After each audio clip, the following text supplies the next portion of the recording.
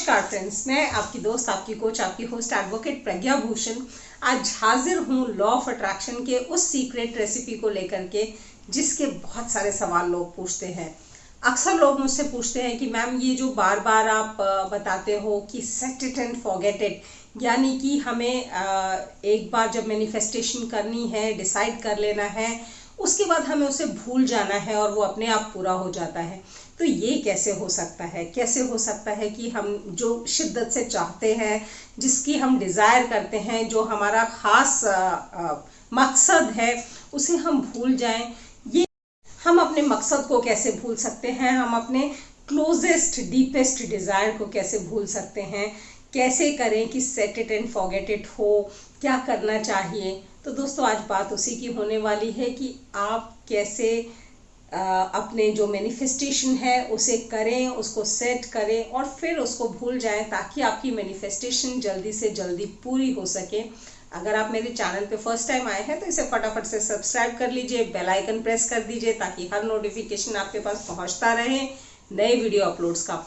तो दोस्तों, set it and forget it का एक तो बहुत ज़्यादा सवाल आता है कि हमें मैनिफेस्टेशन करनी कितनी बार है, विजुअलाइजेशन करना कितना बार है, कब हमें सेट करना है, कितनी बार सेट करना है और उसके बाद हमें भूल जाना है।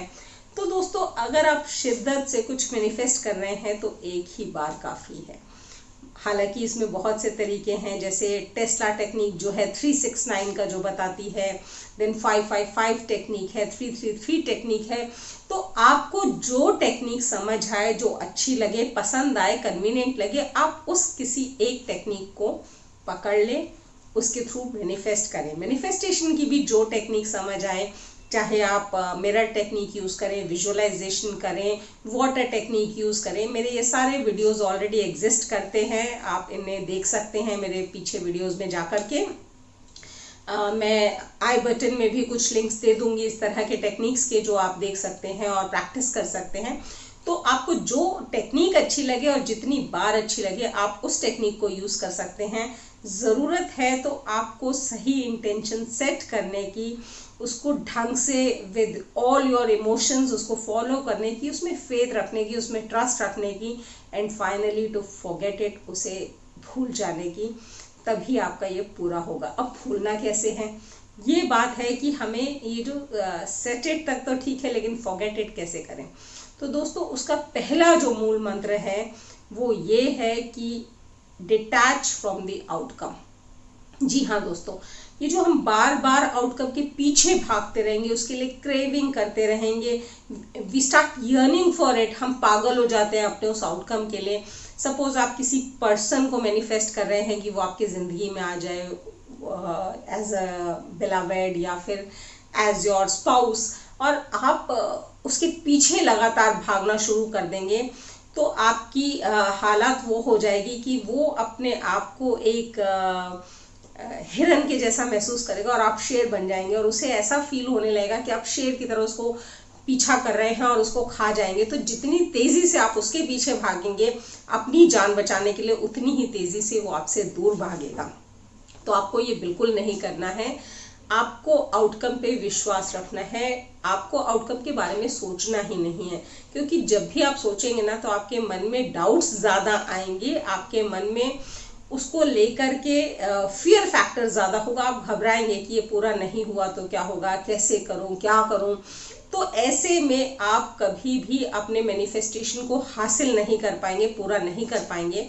तो सही तरीका ये है कि डिटैच फ्रॉम द आउटकम। एक बार आपने मैनिफेस्टेशन कर ली तो पूरे विश्वास के साथ बैठ जाइए कि ये पूरा होगा। आप बार बार आउटकम के बारे में सोचिए मत, उसके रिजल्ट के बारे में सोचिए मत। नंबर 2 पॉइंट दोस्तों जो आपको ख्याल रखना है, that is live in now. Yes, जब आप प्रेजेंट में जीने लगते हैं ना, तो आप एक तो बार बार किसी और चीज़ के बारे में जो फ्यूचर में होने वाली है उसको भूल भी जाते हैं, उस पर ज़्यादा ध्यान नहीं जाता, आपका फोकस नहीं जाता। और दूसरी चीज़, जब आपने मैनिफेस्टेशन की तो आप कैसे करते हैं? एज इफ ये ऑलरेडी हो चुका है, ये ऑलरेडी है मेरा।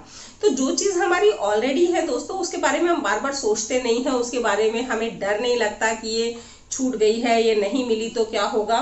वो हम मान के चलते हैं कि ये हमारी है, प्रेजेंट में वो हमारी है, और इसी फेथ के साथ हम मैनिफेस्टेशन करते हैं, तो ठीक यही फेथ आपका आगे भी रहना चाहिए।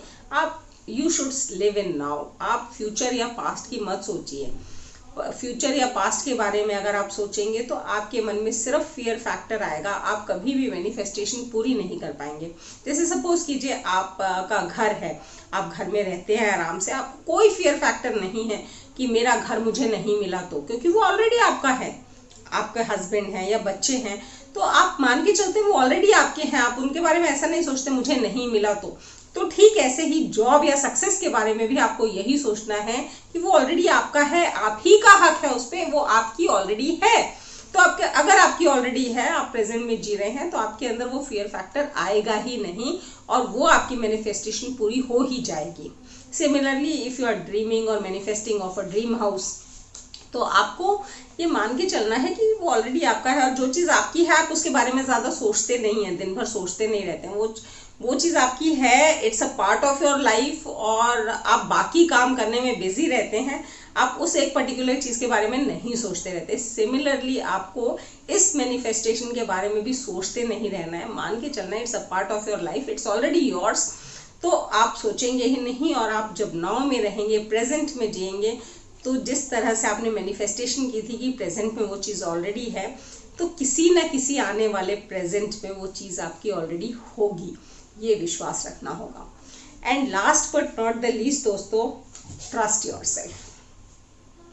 आपको विश्वास रखने की बहुत ज़रूरत है, फेथ की बहुत ज़रूरत है, क्योंकि अगर आपके मन में, खुद के मन में डाउट्स होंगे कि ये चीज़ मुझे मिलेगी कि नहीं मिलेगी, अगर व्हाट इफ बहुत सारे आपके होंगे, तो ये जो व्हाट इफ है ना, ये आपके मैनिफेस्टेशन को पूरा नहीं होने देंगे।